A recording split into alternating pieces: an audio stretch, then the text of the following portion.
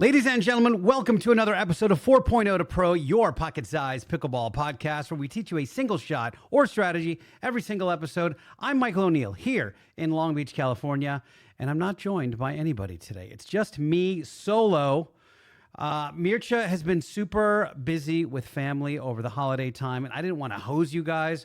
I wanted to give you what I think is going to be one of the most important episodes you have to listen to this year. By the way, somebody wrote me not long ago and said, do you read that intro off a script? And I do not. I've done it now 100 and whatever times. And those of you who don't know, and maybe you haven't been listening for forever, or you're not an OG, but I've been a full-time podcaster. This is Michael here.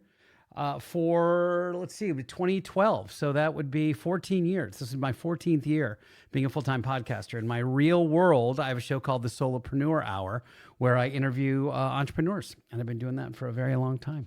So we're going to talk, once I tell you about carbon here, which, by the way, if you haven't gotten your True Foam or your True Foam Wave yet, CRBN, carbonpickleball.com. You get 10% off using the promo code 402P at checkout. The other thing that you may not know, even if you're a Carbon fan, is their soft goods are incredible. They have the best shirts and the best shorts, especially with their Florence Marine collaboration. Kind of their factory, pro gear stuff is the best wicking light material I've ever put on my body. And I've been doing endurance athlete type stuff for 20 plus. So anyway, we're going to talk this episode about goal setting and really what you can expect out of your pickleball game this year if you put the right work and effort into it. The other thing about this particular episode is I'm not editing it. This is just me and you on the mic, and I'm gonna not edit all the ums and ahs and things like that. And you just get me talking into a microphone. So there you go. And I'm also publishing this on YouTube. So if you want to see me and my face for some reason, which feels so inefficient to me, because you can just have it on your phone and you can just listen while you drive or whatever, walk the dog. Anyway, let's talk initially as 2026 being a year of being deliberate. So this isn't like, hey, let's play more pickleball this year. No. It's let's be more deliberate about our time playing pickleball. So this isn't exactly like I need to play more, but what we want to do is first play more with intention. We want to play more pickleball with intention. And just having like vague goals, like, oh, I want to get better this year, that's not going to move your rating. That's not going to take you from a 3.5 to a 4.0. It's not going to take you from a 4.0 to a 4.5. What we want to do is start stacking small, repeatable, boring wins. Meaning there's like a particular shot that you struggle with. Let's drill it until it starts showing up in your game and you're not struggling with it anymore. But that requires a fair bit of, grounding. And I meant grinding. But I think what we can do is initially, if you're a regularly motivated person, let's set a goal for this year to move 1/2 point in your duper rating up. So if you're a 3.5, let's see you as a 4.0 by the end of the year. If you're a 4.0, let's see you at a 4.5, et cetera, et cetera. If you're very motivated and you really want to do this, I think you can jump a full level. I think you can go from a 3.5 to a 4.5. But you're going to have to tweak this recipe to get you there. And I think that when you hear the recipe I'm going to give you in a moment, it's just going to mean that you want to allocate more time to actual practice and drilling versus open play and rec play. I think the big difference is if you asked me, would you rather drill with someone equally as good or better, or play with a group of people that are equally as good or better? I would say that I want to drill with them. I think that helps a lot more.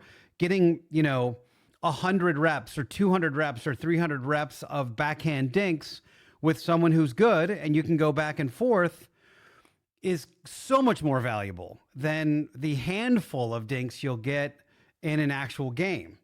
So I do think being able to grind that stuff out is what's going to make you way better. I think trying to be too aggressive and thinking like, I'm going to go for a full point, 3-5 to 4-5, that's a big leap. It's very exponential, but it doesn't mean you can't do it.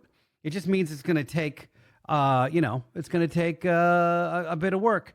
And I think one of the things, it's funny, I don't have any tattoos, but I'm going to be getting one not long from now. The gist of the tattoo is going to be the word patience. And patience, to me, I get impatient on the pickleball court, like during an actual point. If I'm in some sort of dink rally, I might impatiently speed up. When you see the pros play, I'm always struck by how incredibly patient they are. And I think about, I'm watching this point going, oh, I probably would have tried to speed that one up, or that one up, or that one up. And they don't, because they know it's not the right ball to do it. But I think those of us that are working our way up the ladder, we need to learn that. And the only way that gets learned is to do it over and over and over again. When you're in a actual live game environment and rec play, I think there's this notion where you don't want to let your partner down, who could be a stranger. You could have just met them and all of a sudden you're trying to work on a specific thing. And it's just weird. It's a weird dynamic to have to deal with.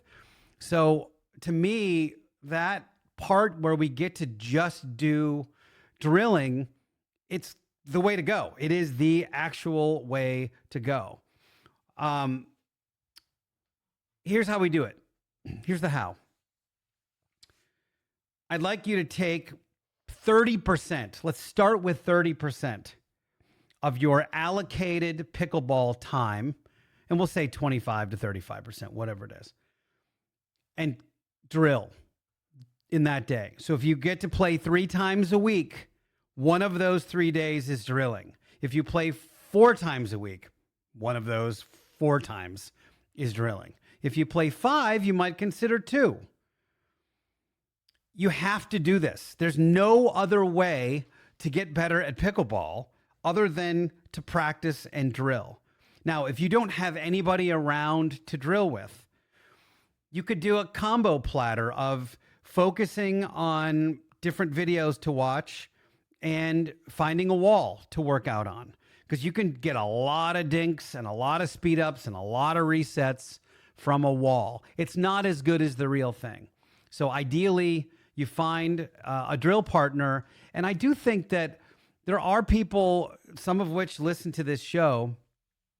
And I don't know, maybe I can set something up where if someone's like, oh, I'm really looking for a drill partner in Spokane, Washington or something, that we can figure out some online way to do that. But I think a lot of that stuff exists already in, the Swish apps and the Team Reach and things like that. And you can put in fact, it even works in the Duper app and the UTR app. You can put your rating in all of those things and start trying to find people to play with around you. The other thing that you could do if you don't have a regular group is try to figure out where in your area the good players play. And you can go there and literally stick something on the wall. Hey, I'm looking, and the other thing is Facebook groups. Facebook groups are really, really good for connecting with other players. So if you need somebody to drill with, it's up to you to find them, but you hopefully can find somebody that is as motivated as you and is willing to say, this one particular day a week is the day that we can drill together. Because I guarantee you that nothing will improve your game quicker than that. Not possible. The one thing is, if you're just one of those people, and I don't know, maybe we have a few that listen to this show, but the whole point of this show, the whole intention of this show, in the name, 4.0 to Pro, it it hopefully inspires people to be moving through that duper ladder, or it catches them as they are already moving up that duper ladder. And these are, you guys should be the types that want to drill and want to get better. I don't know a lot of people that listen to teaching podcasts that teach anything that aren't actively trying to get better. So let's just assume that we're all trying to get better at this. And you just need to find somebody to sync with where you guys can get better together. When you drill, we want to do a couple things. Number one, you always want to work on, let's say, one technical skill and then one decision-making pattern. Technical skill might be a backhand flick or a backhand roll or a slice dink or a cross-court, third shot caddy corner drop, like a cornhole type drop. You could work on the cradle drop, which is that backhand scooping slice drop you a lot of times have to do when you're on the left side. There's just a bunch of individual things that when you think of your own game, like, oh, I get caught doing XYZ pretty often. Or if I get into a dink rally, I only last 3 or 4 before I hit one into the net. Or my serves aren't too consistent, or whatever it is. You understand? So that's the first thing. The second thing is one decision-making pattern. And what that means is, this is always great when you can drill with 2 people, so 3 people total on the court, where you get into an actual real game scenario and you have to make a choice. For instance, and this is where you might be able to integrate the technical skill with the decision-making pattern. So I'm in we're both on the left side, we're both righties, doing a cross-court backhand dink drill with my partner. And we're going back and forth and we're trying to hit 30 in a row or whatever. Well, if you have started to develop that flick, that backhand flick, this is the perfect occasion to use it. And you can either get one of those soccer dummies, or you can stick a ladder or something for that to represent the person directly in front of you. So if your drill partner gives you a slightly high ball, this is a great time to drop that wrist and flick it straight ahead and see if you can tag what would have been their partner. That's a decision-making pattern. This is where we talk about lowering the X. So as you start getting into drilling and actively knowing where your body and your paddle is on the court, I know that sounds kind of weird, but you start getting a sense of what works in what scenarios and what situations.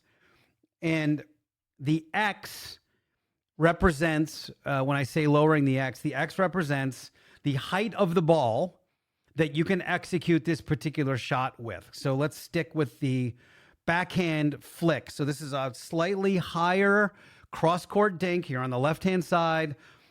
The ball ends up a foot maybe, or 18 inches below the net, or at least net level. And you're going to want to drop that wrist and flick it straight ahead. The pros can do that like ankle height. Mari Homburg can pretty much do that from any height on the court. That is her X. Her X is like 2 inches above the ground. For most of us, the X is net height, or maybe 6 inches below net height, and we can pull that shot off. What you want to start working on as you drill is lowering the X. How low can I hit that ball successfully in the court? It won't always be in the court, because very often you're just interested in tagging that person right in front of you, which is why if you want to set up like a soccer dummy or an inflatable balloon or whatever the heck you have over there, you can start working on that. But that is a pattern that once you start recognizing it, you can execute on it. If you guys know that shot, the Houdini, which is where, the ball bounces, same scenario, backhands, cross court. The ball bounces and you're about to hit that nice slice backhand dink, and then you just flip your paddle around and hit kind of this inside out forehand right down the line. That's something that I know how to recognize that pattern for. I'm looking for a very specific backhand dink in a very specific scenario in my mind, especially if I'm facing a lefty right in front of me, which happens pretty often. They struggle with that particular ball because it really puts them in the wrong spot. It puts them right in that forehand chicken wing. So I'll hunt for that. In the course of a game, I will look for that scenario because I know I can execute that shot in that particular scenario. But there's no way you know that unless you drill it a bunch. So you have to have a shot, and they don't have to be the same thing. You don't have to just be working on the flick and then do this. The scenario can be different. It can be you coming up and making sure you split step for a third. This is something you do in 7-Eleven or in skinny singles.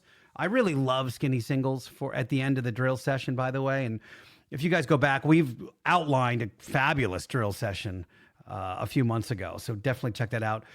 Let's go for 60 to 90 minutes on this drill session. You should be sweating. You should be sweating more than typically you would in a regular game.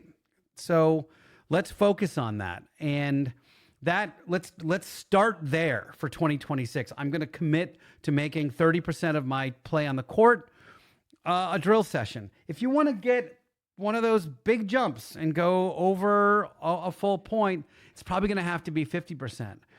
I know I've heard rumors that the pros, if they play, they play every day, but I bet you if they play 7 days a week, that 4 or 5 of those 7 days is drilling, like full stop. Or the drilling happened for 2 hours in the morning and now they're playing rec. But it happens every day. Drilling happens pretty much every day for a pro. The next thing it's going to hyper accelerate your progress in 2026 is you gotta film yourself. Film your drill sessions, film your play sessions. There's an app, what's the app called? Swing Vision. And I think there's a few other ones now. The cool thing about Swing Vision, which they don't endorse us or anything, but I've used it, is that when you play with Swing Vision, it cuts out all the in-between points automatically. It uses AI. And it pretty much basically starts recording when you serve, and then when the point's over, it stops and it goes to the next. So these matches that are, a game in particular that could take like 25 minutes, but there's only 13 minutes of actual play time, it'll just give you that 13-minute video. It's pretty cool. So Swing Vision is probably worth it. You can do it old school way, but you have to film yourself. You just have to. There's so many cheap tripods that hold cell phones. These phones we have are beautiful 4K recording devices. They don't even need to be 4K. You don't need to get too fancy with it. You just have to watch, because I guarantee you, the thing you think you're doing, you're not. And the thing you don't think you're doing, you are. You just are. I'm not running through the transition zone when I come up. Yeah, you are. Here it is. You just did it 6 times in a row. Oh, damn. I thought I was split stepping more. I remember a few years ago, I was working on a serve, was it? Maybe a forehand drive. And I was just trying to tweak. I think my backhand had gotten better than my forehand. And I was trying to tweak it a little bit. So I filmed my practice session. I had a ball machine. I was just filming my practice session. I went back and looked and I said, oh my God, my paddle prep was so far off of where I thought it was and how it felt. And then I started dropping my paddle right next to my right knee when I was waiting for the ball to come to hit a forehand drive. And all of a sudden, and I stayed down, I stayed compact, and I stayed low. And all of a sudden, my drives were 10x better. And I only would have known that by watching the film on it. I did the film watch in real time. I did it literally while I was at the court. I went, oh, that is not what I thought I was doing. But now if you play with me, my forehand drive can be downright diabolical sometimes. It's very accurate. It can be very hard and a ton of topspin. And that only happens from developing it initially with this film session and then refining. One thing it does is, I'm not sure if it helps you remove ego, but it definitely can bruise it a little when you go, oh, I don't look like I thought I did on the court. I'm not nearly as fluid. And maybe I need to lose 15 pounds. Sorry, that was my own self-reflection. Anyway, so what you want to look for. So let's say now you've recorded a hour-long drill session or rec play. These are the kind of things you want to look for as you review. It's always nice to review on your TV too. So you can connect your phone to your TV or, AirPlay it or whatever.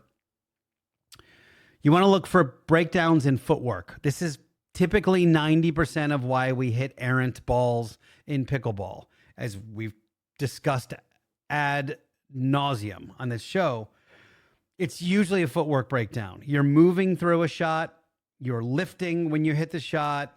You're not fully planted and have a stable base as you swing through the ball. It's probably in the 90 percentile of why people make mistakes.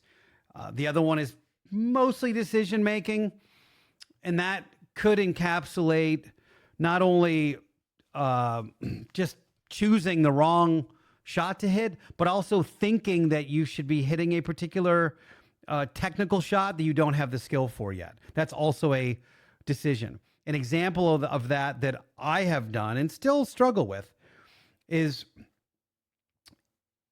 I have a good two-y backhand topspin roll dink. I can plant down and get my stance nice and wide, and I can really get into a groove and hit them very well. Unfortunately, at a point, they weren't consistent enough that I could bring them into a game without popping the ball up. So if I'm in a tournament type game and I'm trying to put pressure on the other guys, I'm trying to hit this roll, and now all of a sudden I pop this ball up 2 feet above the net and my partner just gets shellacked because I hit a bad shot. The reason why is because that shot was undercooked. It wasn't ready to be in a tournament situation yet. Okay, for rec, I don't mind if my buddy gets cooked because I messed up a dink. But in a tournament, especially a pro tournament where we pay hundreds of dollars, it's not unusual for, if I play a senior pro tournament, it's like I pay $450 for it. It's a lot. It can be very expensive and not the time to be working out stuff. It's not a good time to have a new paddle or try to finish that shot. You want to finish that stuff in your drill sessions. So you want to look at the film, footwork first, paddle prep would be the second. So I always like to tell my students that I want your paddle to be prepped before the ball crosses over the net towards you. Right? So if they hit, let's say you're at the baseline, they hit what would be a forehand drive. I want your body already turned. I want your paddle back or down and ready for that ball before it even hits the ground. I want your paddle to be back. So by the time it gets to you, the shot's halfway done. All you have to do is swing forward. Paddle prep is huge, not only in pickleball. I picked this up from racquetball, which is a much faster sport. And if you didn't have your racket prepped, you were toast. You really were toast. So we talk a lot in pickleball about staying compact and not having these huge swings. Part of that is because pickleball has come back so fast, the processing time that we have to execute a point, which is bizarre that people don't talk about it as much. It's the big thing between tennis and doesn't have any skill. It's like, dude, the amount of time it takes a tennis ball to go from your racket to their racket and back to your racket, I could hit 4 times already a pickleball in that amount of time. Bam, bam, bam, bam. And it's like, it's just a different world of processing speed. You're not going to be able to process all that stuff at once. So you want to have that paddle prepped. The prep should be done, especially as you get older. Have that thing ready to rock as you age, because I'm telling you what, if that ball gets to you and you're then just starting to backswing and then go back and try to hit the ball, it's going to end up inside out or a shank. It just is. It's just we don't have enough time. So the other one is the final one. So footwork, look at footwork. Look at late paddle prep. Look at paddle prep. And the third thing is, what shots do you select when you're under stress?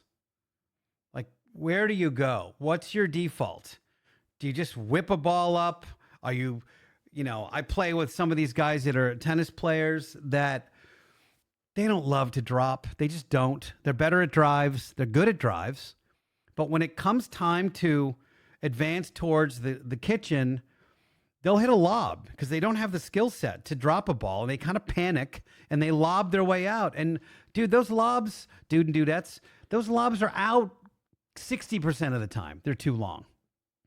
Now, the other 40 are great and diabolical and perfect balls, but you're not going to win. You're not winning with a 40% win rate. I'm sorry. It's just not. So what are you doing? What you'll see is you'll get into a point and you might start seeing a pattern as you start watching. Oh God, when they go to my left foot, this is the ball I continue to hit, and they just put it right away. An example of this would be left side, same scenario, left side, cross court, backhand dinks. They swing you really wide. And now you're kind of off the court. You've got to turn your back to get that ball. You've got one safe spot for that ball, and it's directly in front of you with a dead dink close to the net as possible. That's your one spot. You try to go cross court. I tried to tell somebody this the other day. One of my resolutions is to stop giving tips to people that don't ask for it. But I just saw this dude do it 3 times. They were really getting him wide, and he kept trying to go all the way back to that player, the diagonal player from him, and he would just pop it up right in the middle, and the guy would just crush it.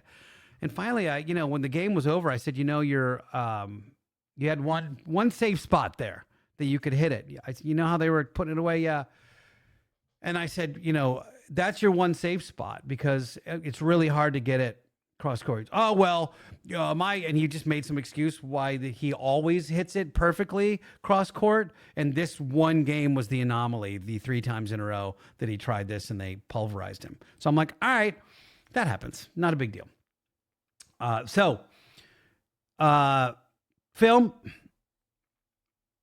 get it down, review it. You'll get into a rhythm with it, and I think you'll end up loving the results from that. There is no greater jump in pickleball this year for you. There's not. Just go right now. In fact, I'll link some stuff up. Do I have time to do that? Maybe I'll try to link some stuff up for you guys in the show notes of this. Just a tripod that, mounts your phone, that kind of thing. And some of them hook on the fence that you can just kind of hook. It's really cool. Anyway, I got a few more things. The next thing I want you to do this year is I want you to play a few tournaments. If you've only ever done rec play, I want you to register and play at least 1 or 2 local tournaments and then 1 national tournament. I prefer the APP. I think they're nicer.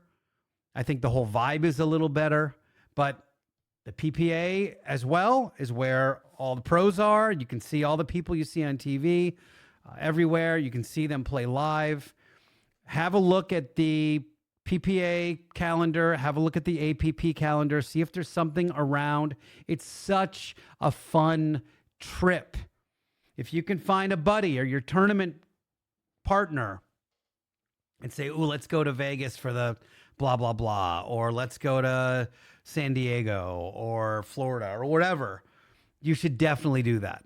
It's just a blast it's not only a blast, but what a fun vacation idea where you're going there, you've got all your stuff. It makes you feel like a big shot because you got all your pickleball gear with you. You're there singularly focused. It's really, really fun. So I would highly recommend to register for 1 national tournament and then get your chops together with a few local ones. Start really local, like the ones that are at your club if you've never done one before, and then expand to a regional tournament. We have one here in California called CAPA, C-A-P-A, California Pickleball Association. They do a tremendous job. Their tournaments are so good. They're so well run. They're so fun.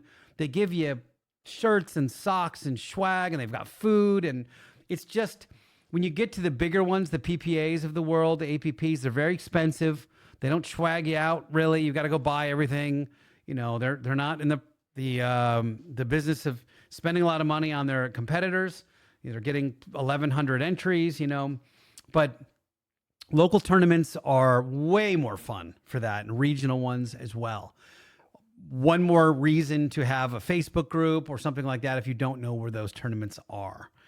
And by the way, what else is cool is if you are like, oh yeah, I'm a 3-5 or I'm a 4-0, and you go and enter a 4-0 tournament, you crush everybody. You might be cuspy. You might be a cuspy 4.5, or you go to 4-0 and you get annihilated. You go, oh geez, all right, I'm going to work on that. So I start podium in this bracket, whatever this is, So it's really, really good. What we want to do with these tournaments, especially the early local ones, you want to be collecting data. That's the important part. You want to just collect data from these tournaments. One thing that no amount of prep will prepare you for, no amount of drilling will prepare you for, it's a way better way to send that sentence, is the nerves for a tournament. You can get really nervy. My first tournament I ever played, it was singles. I think I'd been playing pickleball for like a month, but I was, a tennis player. So I was pretty good out of the gates within a week or so. I'm like, oh yeah, I can do this. I did not expect to be so nervous about when I was about to serve. And I missed 28. I faulted 28 times in my first match. And I still almost won. I lost like 11-7, 11-9 or something like that in my first match. And that was with 27 faults. 27. That is crazy. That's more than I would do now in 9 tournaments, 10 tournaments. That's crazy. In total tournaments, not just one game. Anyway, so yeah, you're not prepared to get the yips and to get nervous, but very specifically, that's why we drill so much, because when you go back to that drill session where you've been sitting with a basket of balls, you got a water bottle stacked in the corner of the other court, and you're just cranking serves, and you're trying to hit the corners and paint the corners and become accurate with your serves, and you get into a very specific routine when you're serving, that's the thing that gets you out of the yips in a tournament. That's what calms your nerves, because you just look down and go, okay, I'm going to go through my routine. I'm going to bounce it twice. I'm going to grip the paddle in this exact grip. My preparation before I bounce the ball or before I swing is here. My body weight's forward, and you just commit to it. And once you do it a few times, you realize you've drilled this so many times that you can fall back on that routine. And that's why we do it. It's very, very important. Now, win or lose, especially these first couple, I want you to be filming these. We've talked about that. And you really want to do a post-mortem, not only with your partner, but with yourself. What broke down first? Was it my fitness level? Were my shots wrong? Was I unprepared for the intensity? You'll figure it out. There's going to be a few things that, this thing worked or works with my group of people, and man, did it not work at all in the tournament. When I got on court, it was like March of last year, and I was already whipped. We had done the NPL tryouts, and they were intense, and 2 days, and it was second day. We'd played, I'm used to playing for an hour or two. This was like 7 hours of playing per day. So my legs were just destroyed. I already have knees that are crazy. Anybody a knee surgeon? And it was like, we were done. I was like, hey, look, I gave this thing my all. Went across the street to the Mexican restaurant, had a couple of margaritas. Was feeling pretty good. That, loosens the joints a bit. I come back in exhausted, tight, sitting down. I'm already getting sore. And now I've got a pretty solid bit of tequila in me, a pretty solid buzz. And these tier 1 senior pros, big guys like Mircea, were like, hey, you want to play a game? And that's the dream, to get a chance to do that. It would be like playing with J.W. Johnson and Georgia and Anna Bright. You want to come in? So, all right, we'll see how this goes. Meanwhile, I'm destroyed and pretty buzzed. Not a good time for me to come in. So, whatever. I got in there, and it was so different than anything I'd ever experienced on a pickleball court. Like, not only did the shots come back, the ones that you think are going to work, everything like, all right, dude, what's up, bro? I'm about to put this right in your left nipple. Fire a spot. It comes back with such ferocity. It's so quickly that I couldn't even react. It was by me before I realized that the guy even hit it. And I went, oh, I don't have any ammo against these guys. So this is not going to be how I would normally play. I can't catch them. They can read my paddle. They can read my body positioning before I even know what I'm going to hit. So that was really cool, but it was like, oh, I see where the gap is, and this is the gap I have to span if I want to end up in tournaments against these guys. So, whatever. It is what it is, and that's what sport is altogether. So when you watch this film from your tournament, what broke down first? Was it fitness? Was it your nerves? Was it your patterns? Whatever it was, look to address it. And this is something I think that, again, isn't addressed enough. I'm going to do this one really quickly. Very often, we expect that pickleball is the thing that's going to get us in shape. Whereas I think if we switch that mindset and say, I want to get in shape for pickleball, you will see a drastic improvement in your game. The one thing that I think you can do today, and I'll link this up as well if you want. I got a couple links coming from Amazon. Is put a jump rope in your pickleball bag.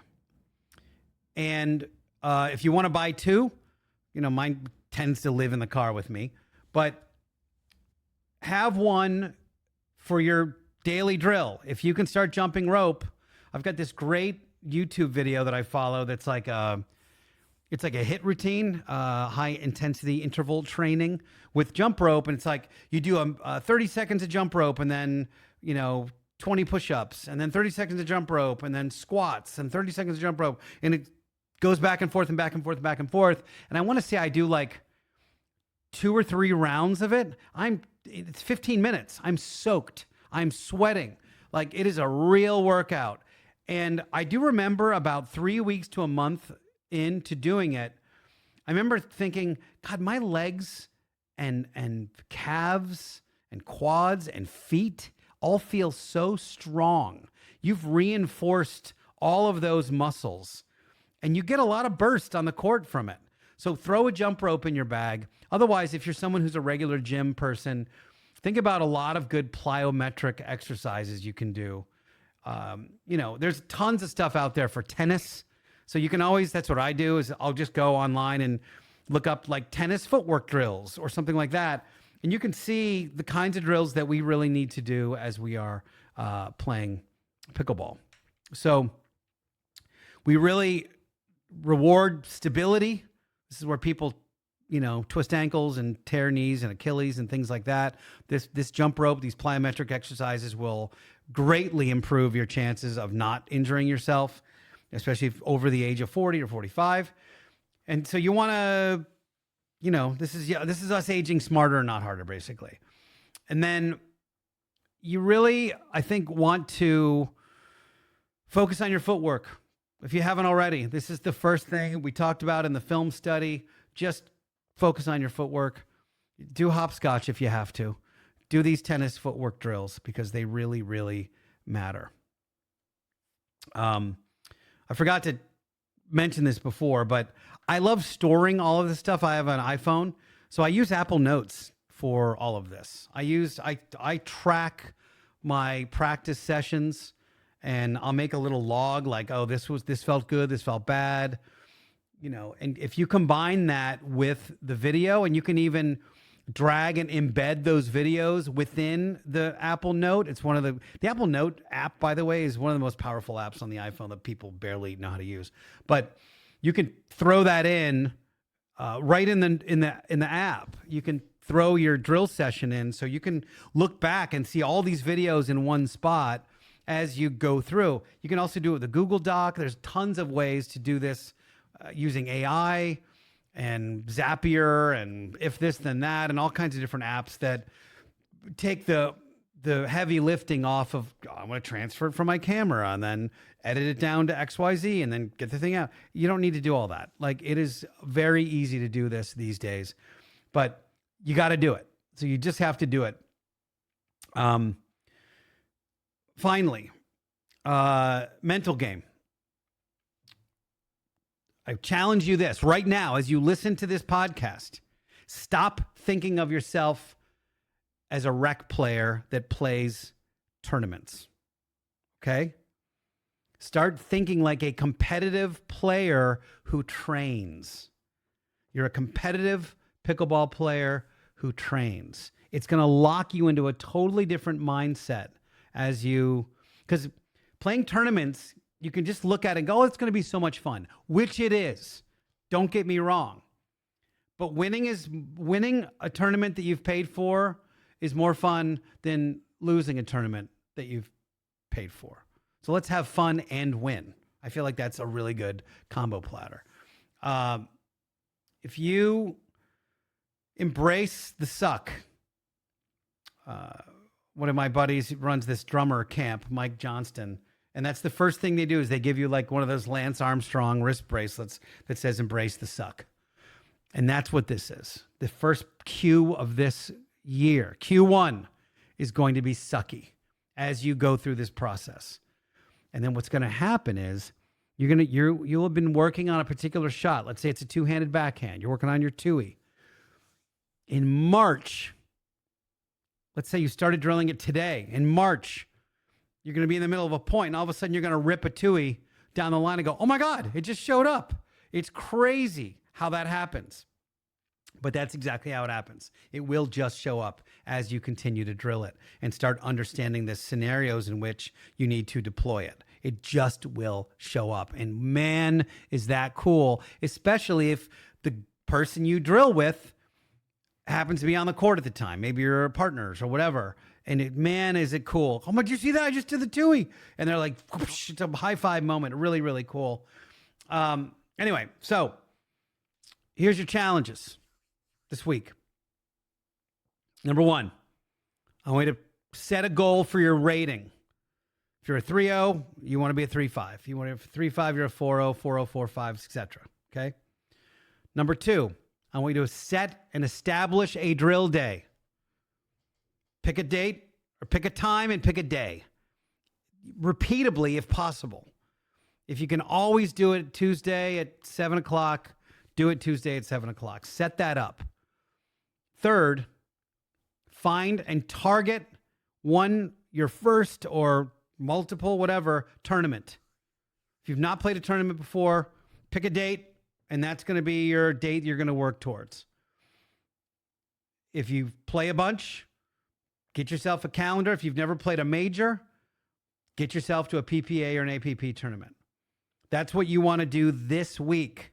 That's going to plug you in and get you motivated. The other thing we're going to do is I want you to throw a jump rope in your bag. Okay? That's how you should warm up. Get there, drop your bag. I do 100.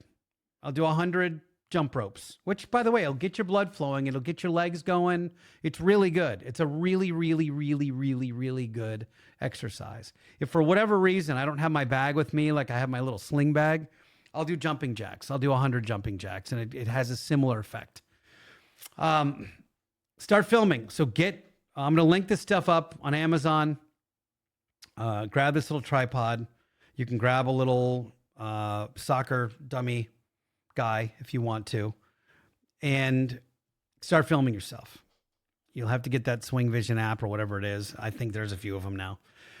The bottom line is you don't need more talent, okay? You need a plan. This is a plan. We need to plan for this year, okay? So, let's see. I want you guys, if you can, if anybody wants to, I will high five anybody that writes. If you write me at 4.0 to pro on Instagram or send me a message, you can go to picklehelp.com and just send a message through the form. Maybe I shout you out. I don't know. I'm not sure what it looks like, but I will high five you. It will be virtual most of the time, but I will give you a go team go. You can also email 40topro@gmail.com. It's all spelled out. FOUROHTOPRO.